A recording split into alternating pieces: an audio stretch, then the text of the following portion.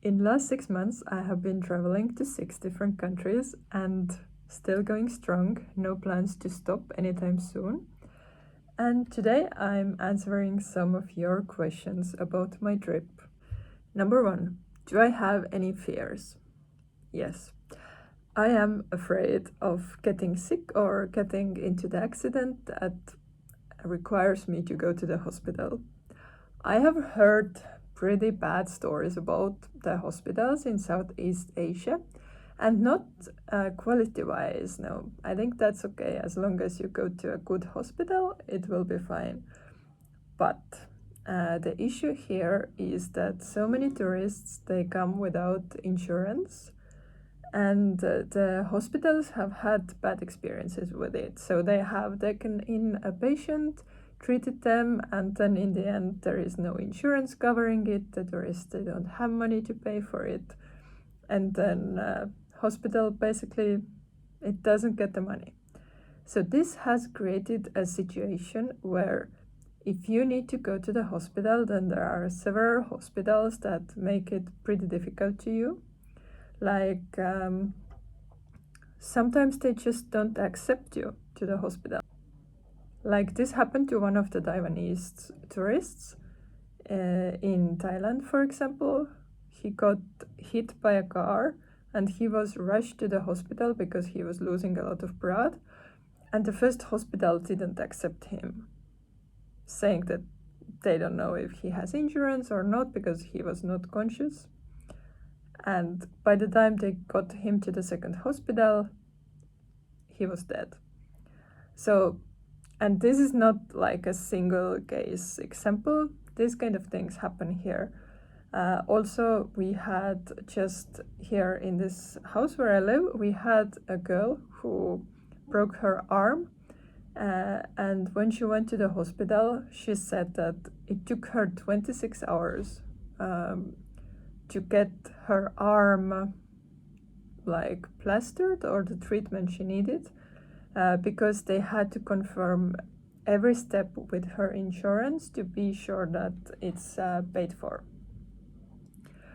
So it might be pretty difficult when you go to the hospital to get the treatment quickly and to get the treatment.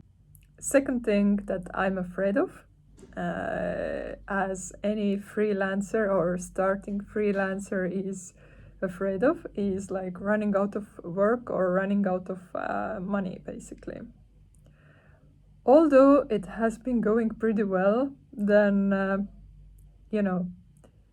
your jobs are never like sure, and you never know how much you get paid every month. So this is the second thing that I'm kind of afraid of. But if this actually happens, then what's the worst thing that could happen to me? I just fly back home and start again looking for the 9-to-5 job or something like this. But yeah, with freelancing, it's the constant feeling that you don't know your incomes. You kind of know your incomes, but you also don't know when you get them, or they are not like secured. Yeah, I don't know how much I will earn like in 3 months. And you need to constantly work for it to earn money. So yeah, this is like this financial security. Yeah, so this is the second thing that I'm afraid of, that there comes a situation where I kind of have become lazy and haven't been doing my freelance work, and I just don't have money anymore. Question number 2. Why did I go to Norway? So I traveled 6 countries up to now, which were Norway, Thailand, Vietnam, Laos, Cambodia, and Indonesia. And I was asked, why did I go to Norway out of all the countries?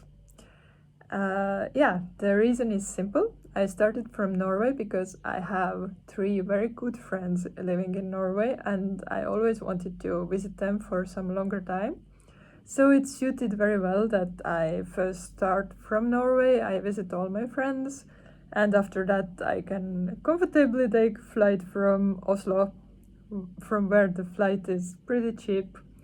It was less than 300 euros to Oslo, from Oslo to Chiang Mai in Thailand, and yeah, it all worked out pretty well.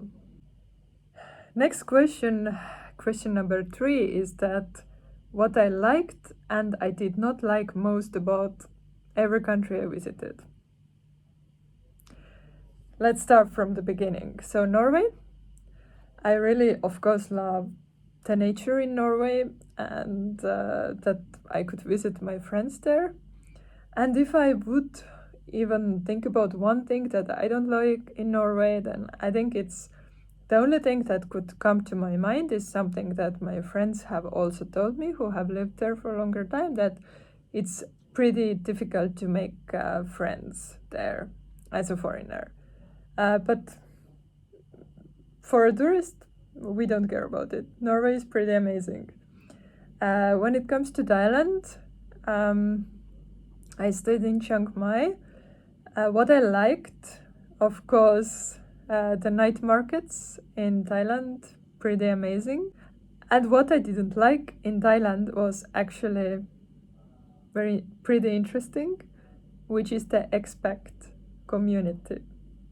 Of course, there are amazing people living in Thailand. I cannot say anything about like the whole community, but there are quite a lot of people living in Thailand, foreigners, who I don't know, like especially in Chiang Mai, the vibe that was in that Facebook group was pretty bad, and it put me off for Thailand a little bit. Like there are a lot of people who make fun of the newcomers, who think that their biggest life achievement is living 20 years or 15 years or whatever in Thailand. And if anybody else has lived less than that, then they don't understand anything about Thailand. And they make fun of all the new people who come and say that, oh, Thailand is so amazing. And they're saying something like, yeah, wait for a few months and then you don't think anymore like this. They're just like bringing the vibe down, and I don't know, they have something critical to say to anybody who asks any question. So basically they were not very welcoming, but these are also people in Facebook groups. But still, I think the Chiang Mai expat group was the worst one I have seen. I have been in several one of them, and yeah, that's the negative thing. Then we have Vietnam. Vietnam is easy. The positive thing is how cheap it is. It is really cheap. Like northern Thailand is already cheap, and when I went from northern Thailand to random part of Vietnam, which was not even promoted as a cheap part, it felt even more cheap there. So yeah, Vietnam is cheap and like very affordable to travel. And the negative thing is traffic. I don't think I have seen worse traffic anywhere than I saw in Vietnam. And it's not just worse or bad, or like, it's also very tiring. Like all this honking that's going on, and it's just, I don't think I would like to live in big town in Vietnam, because it's really bad, the traffic. Then we have Laos, and good things about Laos, it's amazing country, just amazing, beautiful nature, relaxed vibes, everything is just so chill. it's a country where I would like to travel more and more and more. And some negatives, I think it was pretty difficult to pay by card there. I think I could pay by card once when I was in Laos, and then I was really looking for it. And yeah, and also the Laos currency, like you cannot take it out of the country because nobody is exchanging the currency outside of the country. So that was also pretty difficult in the end of my trip to get rid of my Laos money. In Cambodia, I loved the people. Cambodian people, 10 out of 10. I really loved the people who I met and communicated with, and I stayed at boarding school, and everybody who I met were amazing. And I also loved the Angkor Wat, of course, it's an amazing site. And what I didn't like were, again, the prices, but this time they were not good. So the prices at the grocery stores, I even didn't want to go there, or convenience stores. It was just expensive. And last, Indonesia, but I have been only in Bali. So in Bali, I really love the expat community here compared to the one in Chiang Mai. People who are expats here, or at least who I have met mostly, they are creative people, they are hustling people, and it's really like open, like people are coming and going and everybody's welcomed, and it's a really, really nice community, and the place is kind of set up for that. The life, if you are like digital nomad or remote worker, I get it why people move to Bali. Like, yeah, it is the best out of the 6 countries where I have tried my digital nomad work life. And the negative, I need to say up to now, it's the dogs. I'm afraid of dogs, and I have never seen anywhere so many dogs as I have seen in Bali. And there are like so many of them at random places, and they are not all friendly. They are barking at you and all that. Yeah, so dogs, just afraid of them. Question number 4. Why is traveling important to me?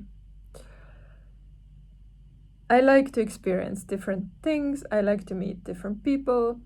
And Estonia is a very small country. And lately I felt in Estonia that things are just repetitive. And yeah, it got a little bit boring, honestly. Although I live pretty interesting life in Estonia, but I just wanted to get new experiences and to just explore, and also to communicate with different kinds of people and all that. Yeah. So maybe if I would live in the US, which is a very diverse country, I would travel less. But when you live in Estonia, yeah, for somebody like me, I just need to travel quite a lot to experience something different and to meet different kinds of people. Question number 5. Which kind of regrets I have? Well, first, I don't have such big regrets about this trip. I think it's going pretty well.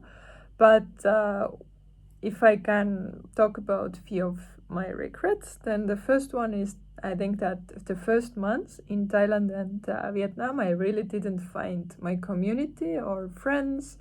Yeah, like because the first months in Thailand, I just lived in an apartment, and it's pretty difficult to meet people when you are living in the apartment, going to a co-working space, like, you know, it takes time to make friends in any setting, and you have only 1 month to make like real connections, real friends, and it was difficult like this. And in Vietnam, kind of the same story.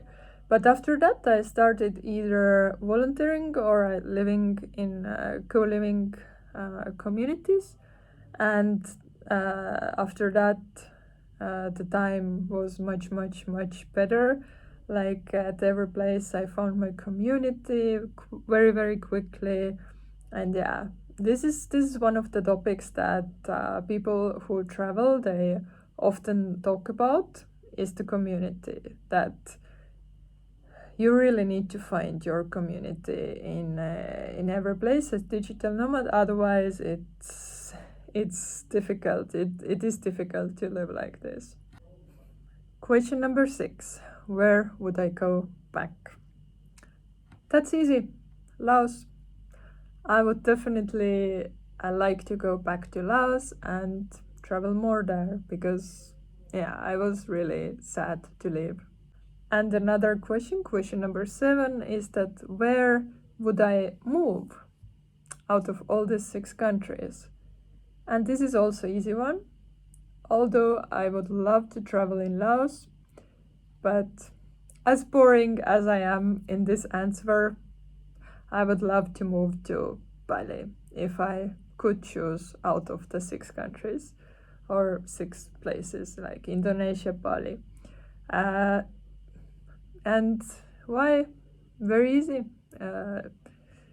It is pretty easy as digital nomad to feel here that you are surrounded by similar kinds of people, and yeah, like the community, that is important. The community, we have it here. Question number 8: in which of these countries that you visited, excluding Norway, did you feel the most and least safe? So I would say that I felt the most safe for sure in Chiang Mai, Thailand. This place is just on another level of being safe. I cannot compare it to almost any place where I have lived. It was really safe. All these countries that I visited, they were safe. I would say Cambodia is a little bit less safe, but it doesn't make it unsafe. It's just a little bit less safe than all these other very safe countries. Like Thailand, Vietnam, Laos, Indonesia. In the beginning, it was like a process to get used to it, how safe these countries are, because I'm somehow used to be always on guard when I'm traveling, but it was really not necessary because they are safe countries. Cambodia is like, you need to take some precautions, you need to think about your phone and bag, and you don't just, don't be stupid basically in Cambodia. Don't let people steal your stuff. But in any other country, it really felt safe.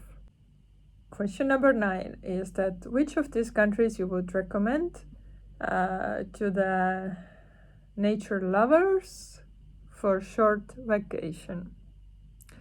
I think all of them are good countries. Norway, amazing holiday destination, and there is this like myth going around that Norway is super expensive and don't even think about traveling to Norway. And I can argue a little bit with it. I don't think Norway has to be super expensive. Like, you can stay in your tent, you can live at the campsites, because accommodation can be expensive, but you can remove this cost. You can cook yourself. You don't need to eat out. I don't know how few times even I have eaten out in Norway, maybe one or two, and I have traveled there like 5 times. So I always cooked my food. I just knew I don't want to spend my money on the expensive restaurant food there. And you can like travel with your own car, for example, or rent a car, or or take a flight, or like there are so many options how to make your trip cheaper. And you can also try like volunteering if you want to reduce the cost of accommodation. Yeah, Norway, amazing. uh, Thailand has, of course, a lot of beautiful nature places. It's very famous for it. But if I should recommend something out of the 5 countries in Southeast Asia, then I think Indonesia is a pretty crazy country when it comes to the nature. It's huge, and like I haven't even been there, but Borneo is crazy. The nature in Borneo, for example, in Indonesia. Like Indonesia is such a diverse country, and I'm planning to travel in Indonesia for many times. I come back and explore another region and so on, because it seems such an interesting destination. But for something maybe shorter, and something, because I'm not sure about how expensive Borneo is, but Indonesian Borneo, and how easy it is to travel there. But at the moment, again, I recommend Laos. The nature in northern Laos is pretty epic. It's affordable, it's nice country to travel. Guys, just go to Laos. Question number 10 is, in which country I got the most steps in? And I think the answer is Thailand, because in Thailand it was the only country where I had pretty flexible schedule the whole time, and I actually had time to walk to a lot of places. While after that, I was either volunteering, or at the moment I'm really focused on work, so I really don't have this time to like walk 2, 3, 4 hours a day. But yeah, Thailand will take this prize. Question number 11. Did you at least drink the Vietnamese coffee in Vietnam? No. I don't drink coffee, and I also didn't drink the Vietnamese coffee. Question number 12 is, in which country I made the most local friends? Well, while moving from country to country every month, it's pretty difficult to make local friends. Somehow always you feel more connected to travelers and other like digital nomads, or people who are just doing the same thing that you are doing, and you are doing the similar things to them. You meet them at hostels, you meet them at tourist sites, and so on. So it's easier to meet other travelers. But I think the most like communication I had with locals was definitely in Cambodia, where I stayed for 1 month in the boarding school. I lived with locals there, and yeah, daily, of course, I was communicating with locals, and that's why I can say that Cambodian people are great. Next question. What do I miss the most as digital nomad? Actually, nothing, honestly. At the moment, it's great. I think I'm still in this kind of beginning phase of being a digital nomad. I'm enjoying all the benefits, and I have not started missing anything. So yeah, maybe after 1 year my answer will be very different, but up to now I really don't miss anything. I'm fine. Next question, number 14, is that how are the dogs so chill in Southeast Asia? The person who asked the question is Estonian, and I can honestly say the Estonian dogs are one of the angriest dogs I have seen, and I'm really afraid of them. When I'm hiking in Estonia, I have my pepper spray with me, and I have had to use it because of the aggressive dogs. Yes, in Southeast Asia, the dogs are more chill compared to the Estonian ones, but they are not all so chill. And especially in Bali, I have already been in situations where, at these small alleys there are dogs, and especially when it's dark, there are few dogs barking, very territorial. I would never want to walk there. So yeah. They are little chill, but not all. Next question, number 15. Which place had the most basic food? Asked by my friend with who I was eating rice for 1 month in Cambodia. And I think you know the answer. Cambodia. But just because that was the food we got at the volunteering place, the food that all the school children were eating from morning to evening, and if somebody surprised or something surprised me there, it was how much rice can people eat. Like the school children, they really took these huge portions, like huge portions, even for breakfast, and they just ate the rice. Question number 16. Which camera do I use? That's easy. At some point, I made conscious decision to drop all my gear, different kind of video camera or photo camera gear, which I had, and I started filming with iPhone. So I have iPhone 11 Pro, and yeah, pretty happy with it.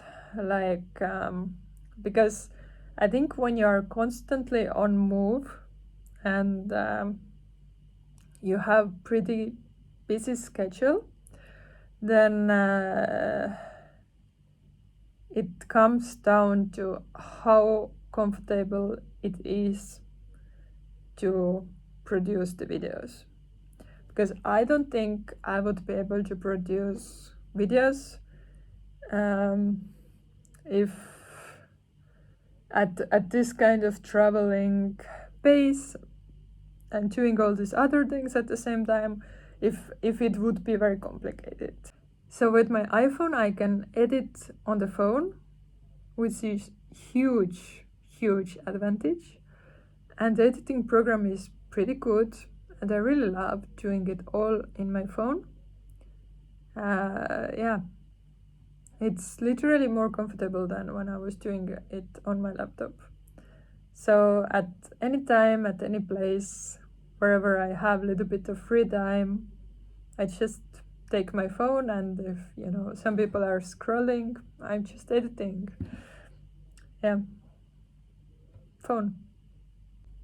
Question number 17. What is my 5 years plan? So when I started this trip, I thought that I will be traveling at least half a year and maybe 1 year.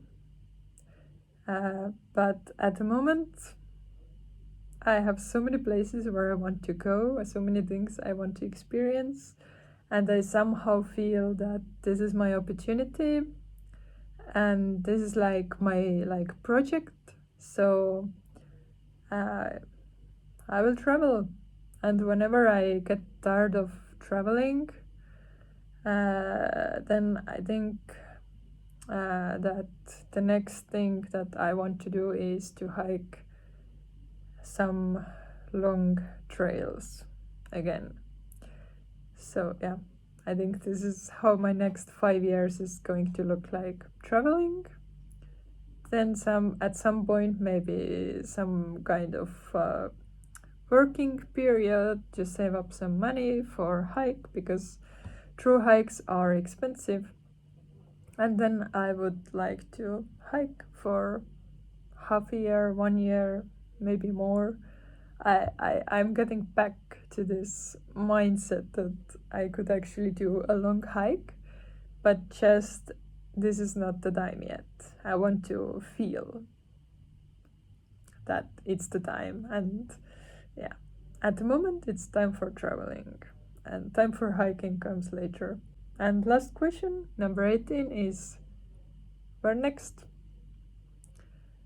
Next country will be Malaysia. No, sorry. Next country will be Singapore.